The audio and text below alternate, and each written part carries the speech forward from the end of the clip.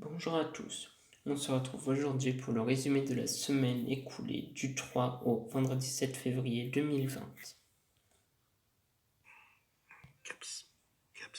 tu vois, la molécule qu'on trouve dans les piments. Capsaïcine. Ouais, c'est ça. Oui. C'est sûrement pour ça que je déteste les piments. Et que je déteste le gaz lacrymogène. Mais t'inquiète pas, c'est fini. T'as passé la nuit ici et les médecins t'ont bien soigné.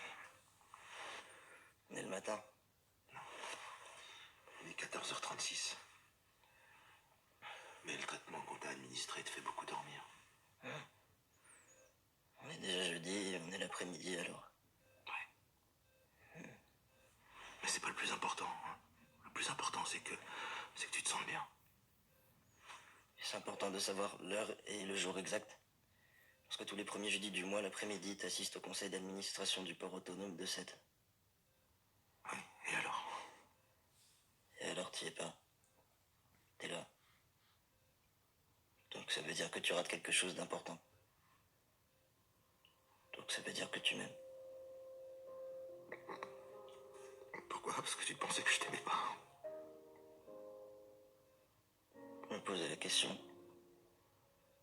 Mais maintenant j'ai la réponse, alors ça va. Je crois que je vais continuer à dormir. D'accord. Nous allons maintenant passer au résumé. Je voulais déjà vous montrer cet extrait car je n'arrivais pas à l'intégrer au milieu de la vidéo, du coup j'ai préféré le mettre au tout début. Tout ça pour montrer que la scène entre père et fils a été très touchante. Donc Marianne explique à Chloé que l'intervention d'André n'était pas obligatoire mais que le docteur Denier a jugé qu'elle était mieux qu'elle soit faite. Antoine s'amuse avec Rose, il lui envoie un mot mêlé. Cette dernière doit le déchiffrer. Bart décide de partir de chez la famille Delcourt. Le jeu d'Antoine et Rose tourne au cauchemar lorsque Suleiman et Judith arrivent chez Antoine. Chesma a peur. Bart dort dans le van d'Hugo. André ne sent plus ses jambes. Chloé est donc bien décidée maintenant à obliger André à porter plainte. Chloé va remettre en cause les compétences du docteur Denier. Charlie parle avec Pauline de la vie actuelle de Luc. Pauline s'en fout. Roxane accompagne Sarah au commissariat. Christelle agresse Karim car ce dernier est en train de boire un café au spoon alors qu'une attaque a eu lieu à l'hôpital. Luc vient voir Bart. Il lui dit qu'il l'admirait, qu'il pensait qu'ils feraient une famille ensemble et qu'il aurait enfin un grand frère. Une bombe est déclenchée au lycée Paul Valéry. Pendant ce temps-là, juste avant que la bombe explose, Sandrine et Antoine viennent expliquer aux élèves qu'ils ont un voyage prévu à Rome. Sylvain et Christelle essayent de se remettre ensemble et de se pardonner.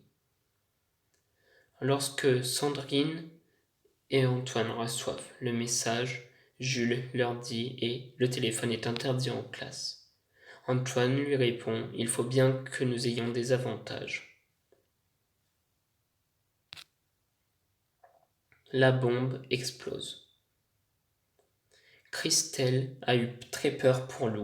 Elle va agresser Antoine.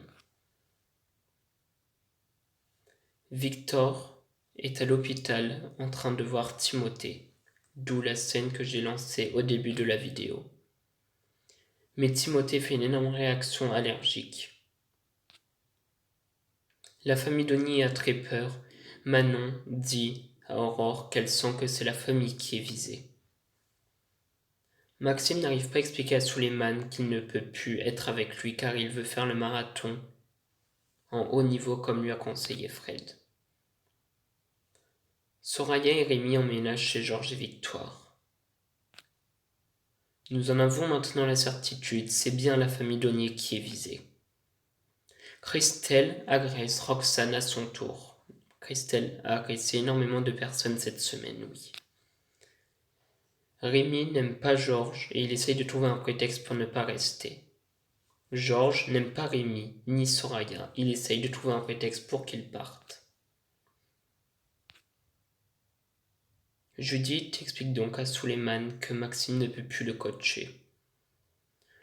Nour vient amener des sandwichs au beurre de cacahuète à Timothée et il lui dit « Pourtant nous ne sommes plus ensemble, ce n'est pas logique que tu viennes me voir. » Le corbeau continue de semer la zizanie chez les douaniers. Il leur envoie un message où il dit que maintenant il veut passer aux choses sérieuses.